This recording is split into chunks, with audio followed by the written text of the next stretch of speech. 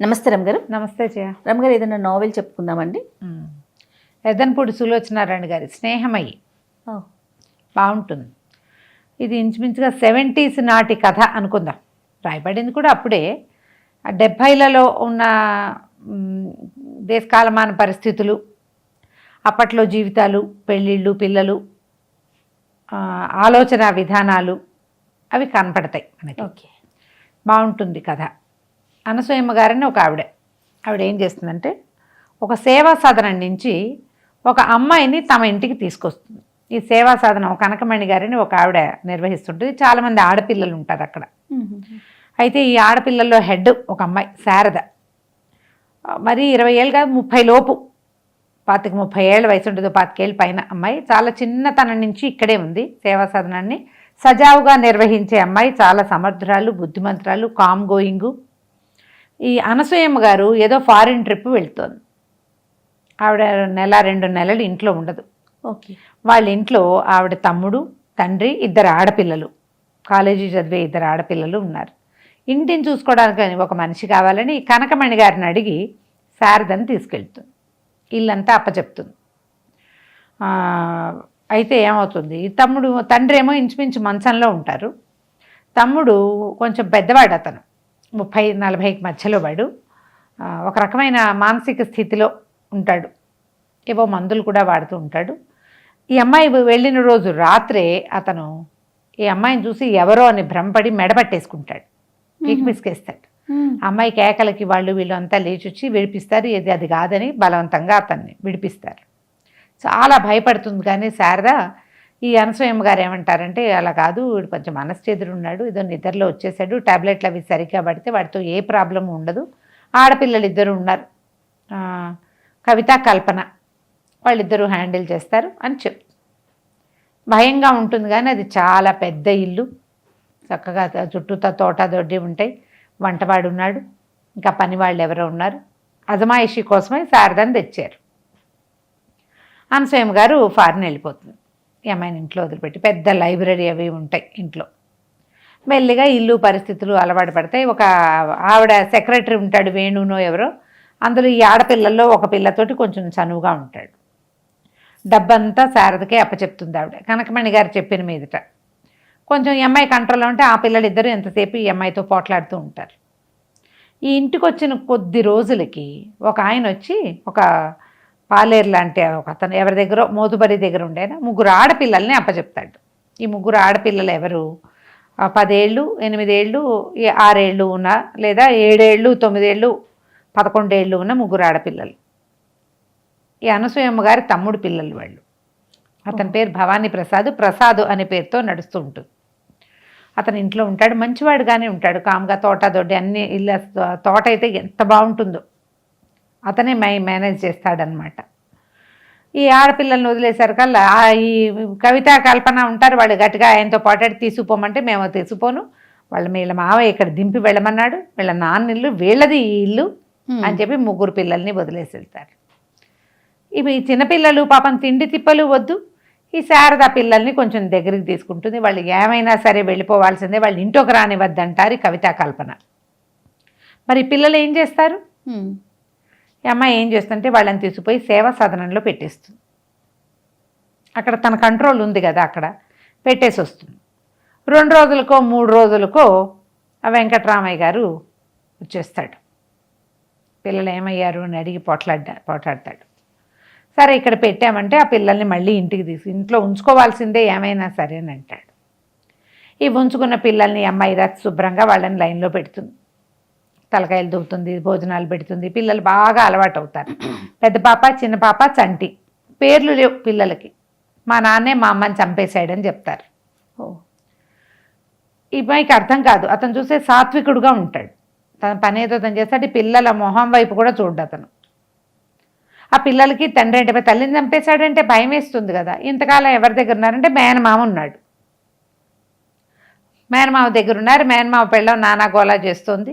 ఆయన ఎక్కడికో వెళ్లాల్సి వచ్చి ఇంట్లో ఉంచితే ఆవిడ పిల్లల్ని బతకనేదని ఇక్కడికి పంపించాడు.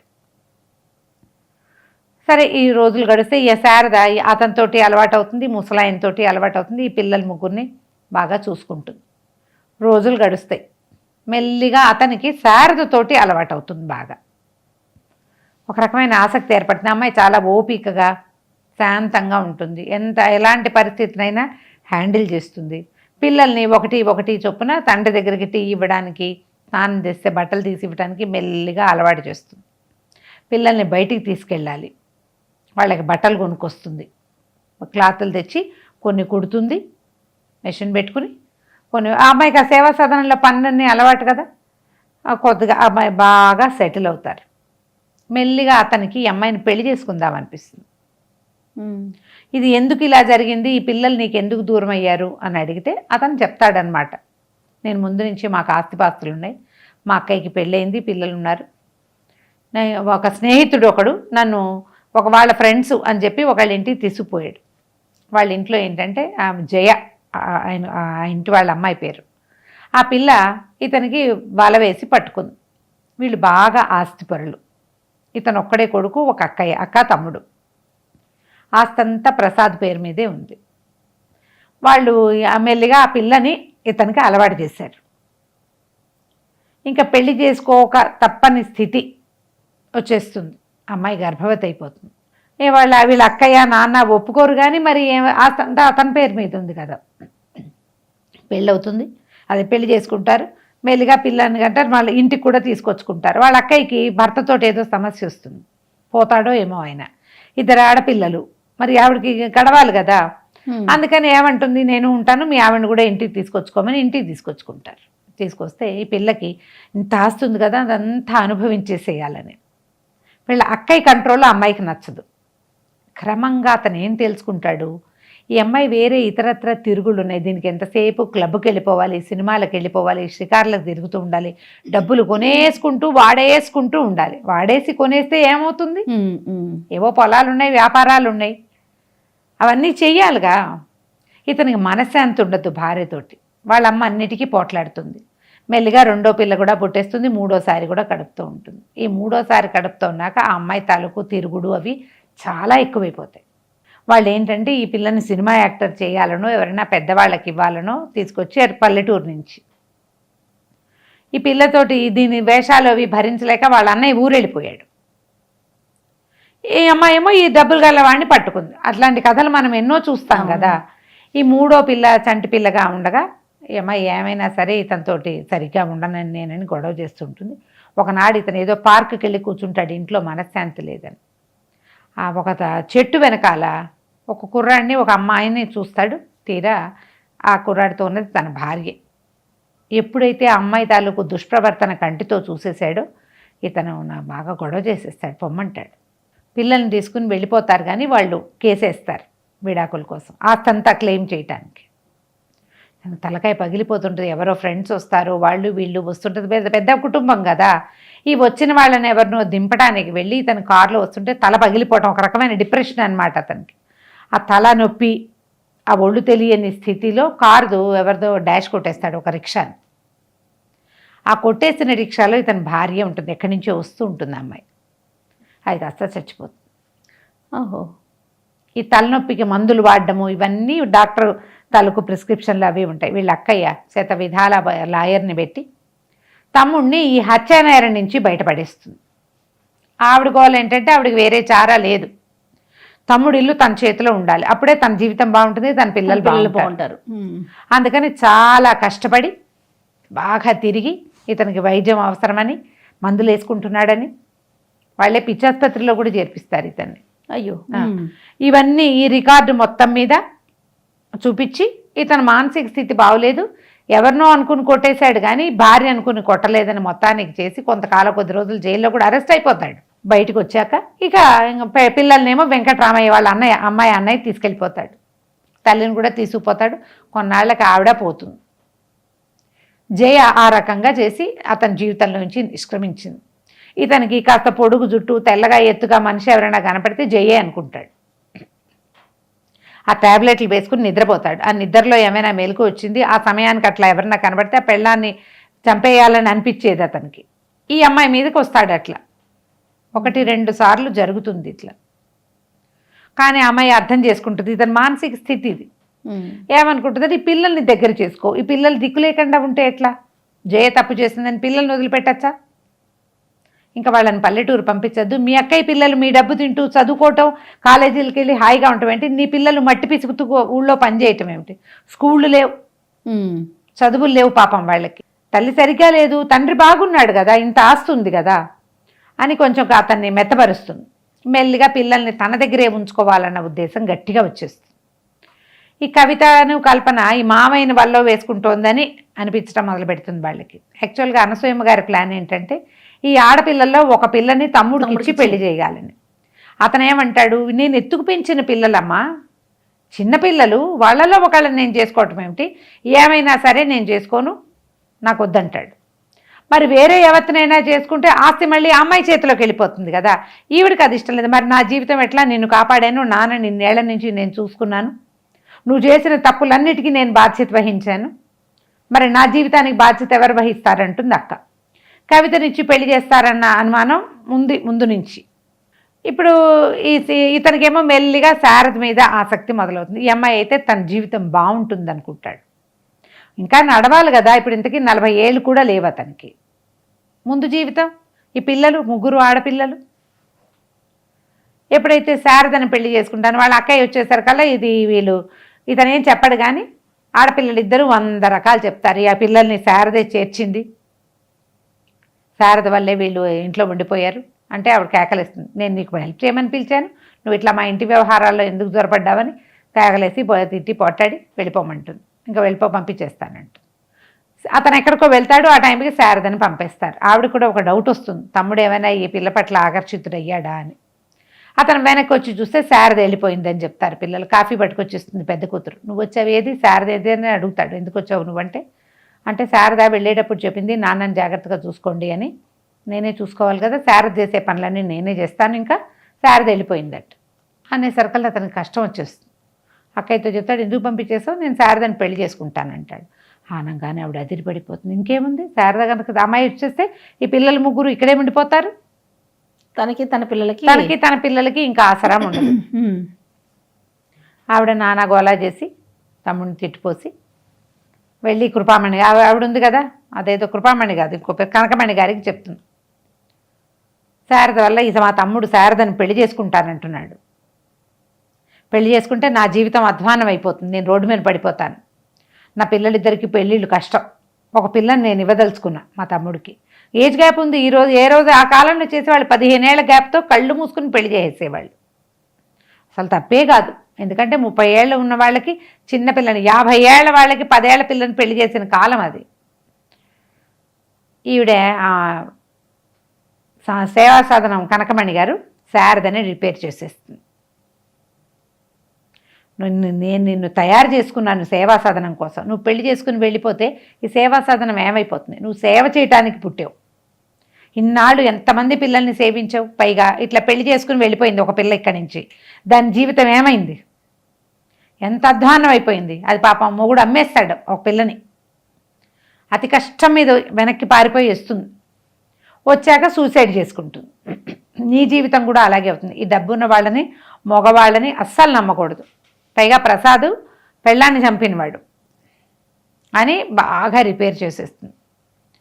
అతను వెళ్లే ముందు శారదను ఒప్పించుకుంటాడు పెళ్లికి. అవి వచ్చి కనకమణి గారి దగ్గర మాట్లాడడానికి వస్తే శారద నిన్ను పెళ్లి చేసుకోదని చెప్పేస్తుంది ఆవిడ.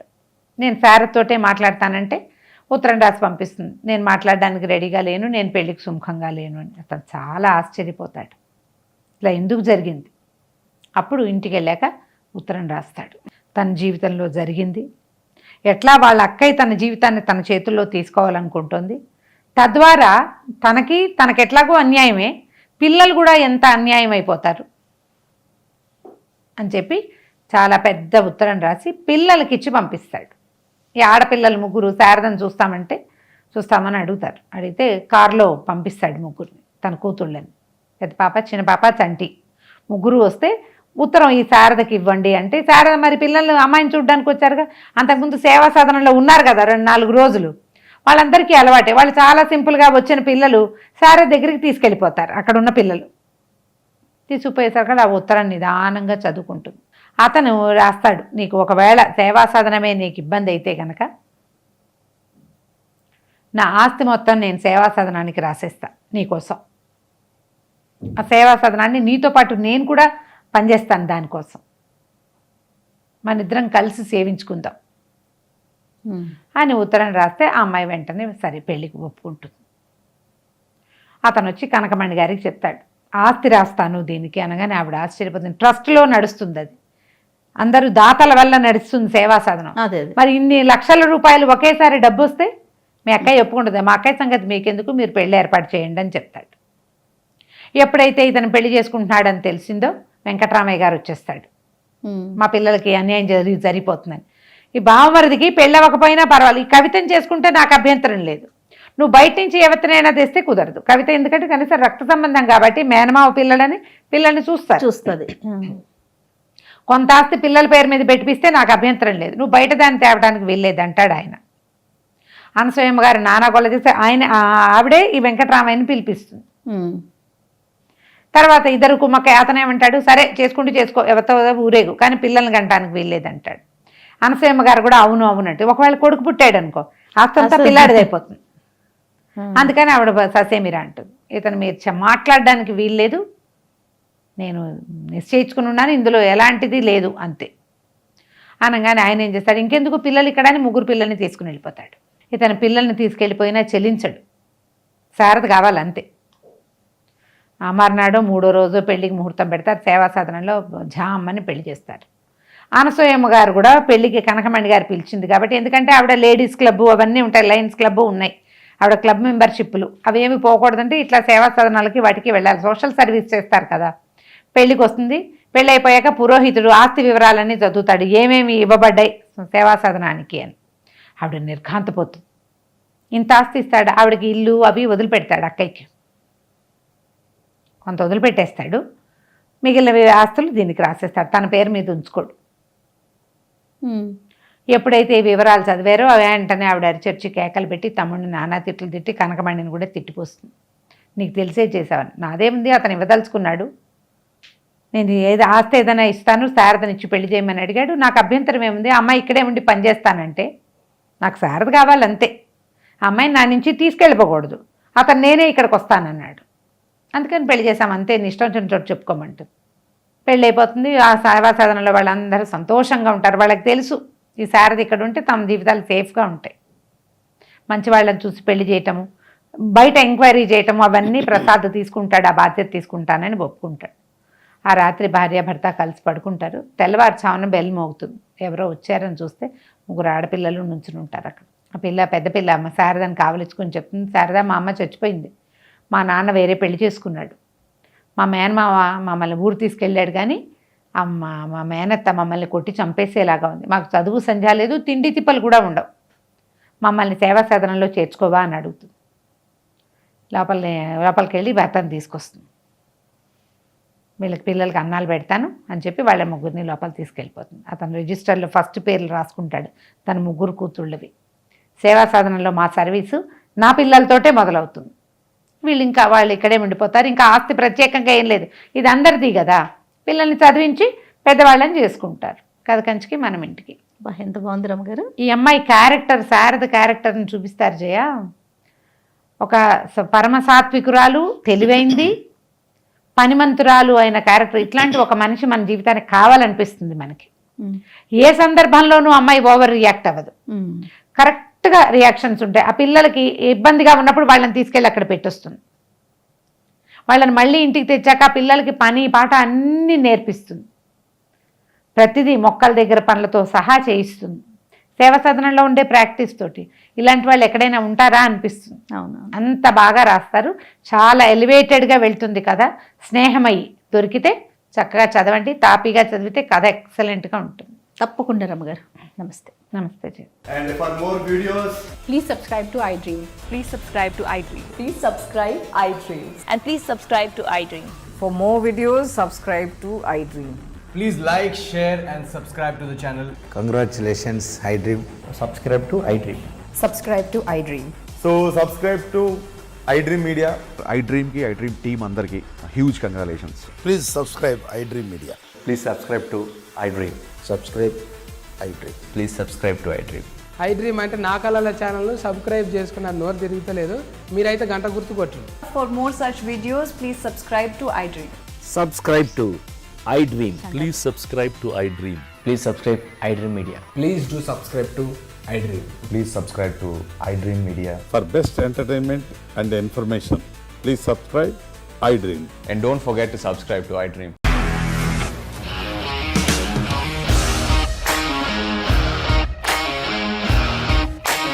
ఇండస్ట్రీలో కమిట్మెంట్ ఇష్యూస్ వస్తే నీకు కూడా వచ్చినట్టు మార్నింగ్ తీసుకెళ్ళాలంటే కొట్టి పడేసాడు.